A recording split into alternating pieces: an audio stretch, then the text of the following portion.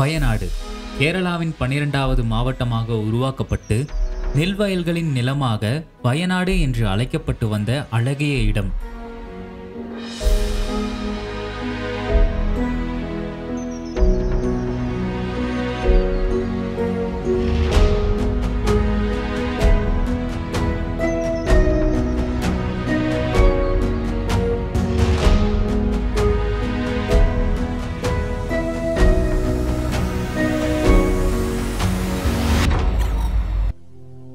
இப்போது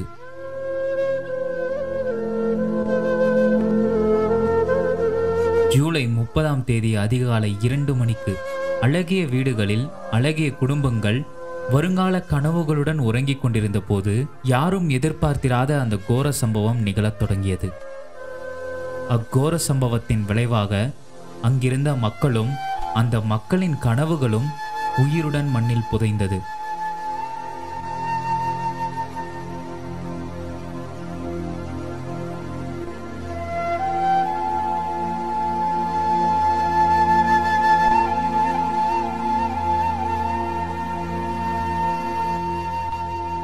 இந்நிகழ்வை நாம் காணும்போது நம் அனைவருக்குள்ளும் மிகப்பெரிய பயம் மற்றும் நம்முடைய வாழ்க்கை நிச்சயமில்லாதது என்ற எண்ணமும் நமக்குள் வருகிறது.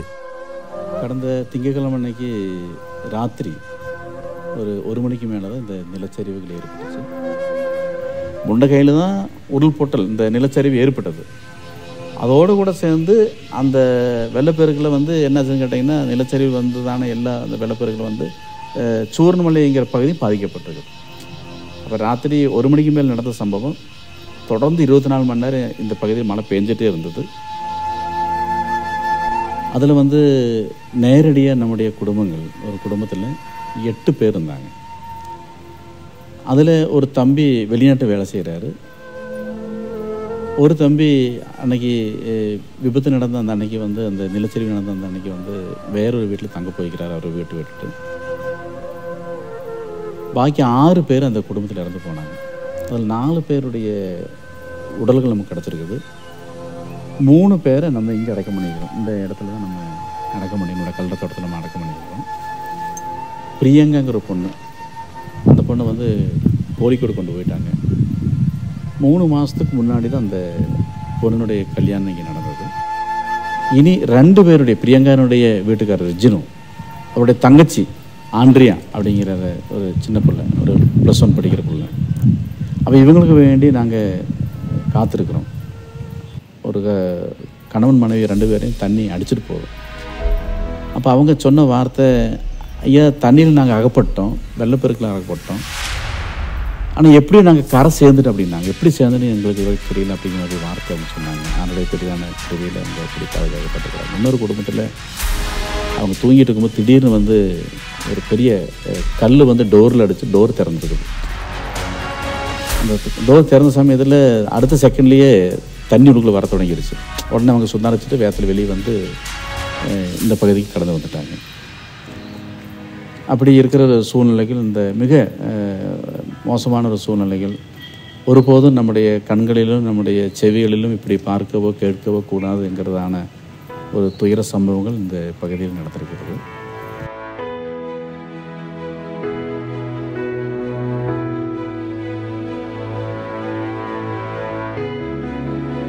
இப்போது இந்த மிகப்பெரிய பேரிடரிலிருந்து நம்முடைய சகோதர சகோதரிகளை மீட்டெடுக்க நம்மில் பலர் இணைந்து உதவி வருகின்றனர்.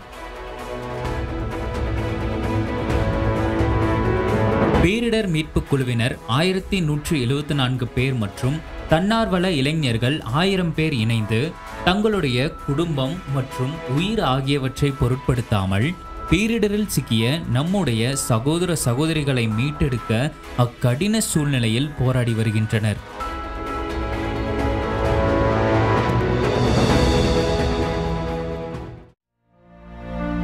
ஏழு 8/2024 வரை 400 உடல்கள் மீட்கப்பட்டுள்ளது.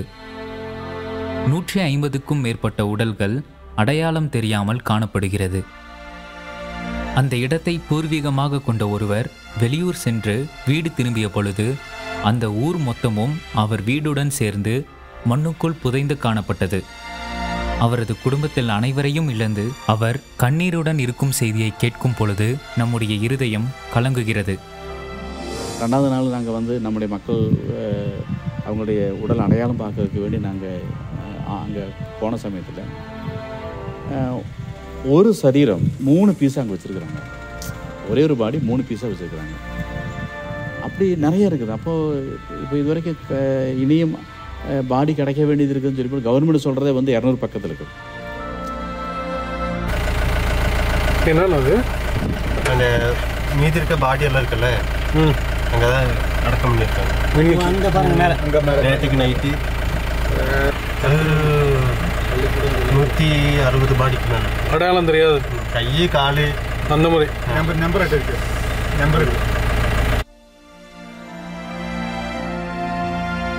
பேரிடரின் விளைவாக பலர் தங்களுடைய வீடுகளையும் குடும்பங்களையும் இழந்து தவிக்கின்றனர். இத்தகைய பேரிடர் பற்றி இனி நம்முடைய கண்கள் மற்றும் காதுகள் காணவும் கேட்கவும் கூடாத அளவிற்கு இந்த பேரிடர் பேரிழப்புகளை ஏற்படுத்தி இருக்கிறது.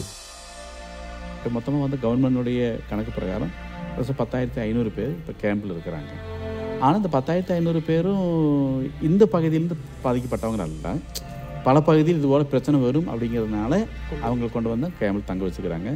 சில வேளை மேப்பாடிக்கு அப்பாற்பட்டு இருக்கக்கூடிய கேம்பில் இருக்கக்கூடிய இல்லை அந்த பகுதியில் வாழ்கிற மக்கள் எல்லாம் வந்து கேம்ப் முடிஞ்சால் அவங்க போயிடுவாங்க. ஆனால் சூர்ணமலை முண்டக்கை இந்த பகுதியில் பாதிக்கப்பட்ட மக்கள் கேம்ப் முடிஞ்சாலும் அவங்களுக்கு வேறொரு இடம் இல்லை, அவங்களுக்கு வீடு வாசல் அவங்களுக்கு இல்லை.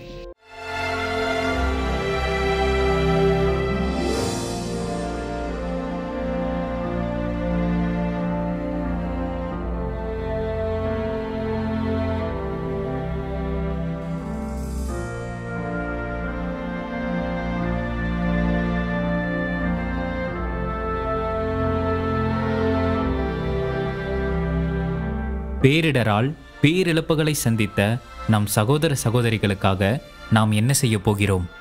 அனைத்தையும் இழந்த நம்முடைய சகோதர சகோதரிகளுக்காக நம்முடைய ஜெபங்களில் அவர்களை நினைத்து அவர்களுடைய தேவைகளான உணவு மற்றும் மற்ற தேவைகளையும் சந்திக்க நாம் அனைவரும் நம்மால் முடிந்த உதவிகளை செய்ய வேண்டும். அங்கிருந்த மக்களின் வாழ்க்கை நிஜத்திலிருந்து நினைவுகளாக மாறின. நடந்து முடிந்த இழப்புகள் பற்றி ஏன் எதற்கு என்று யோசிக்காமல் இழப்பால் வாடும் மக்களை பற்றி யோசித்து உதவிக்காக நம் கரங்களை நீட்டுவோம். பேரிடரால் பாதிக்கப்பட்ட மக்களை மீட்போம்.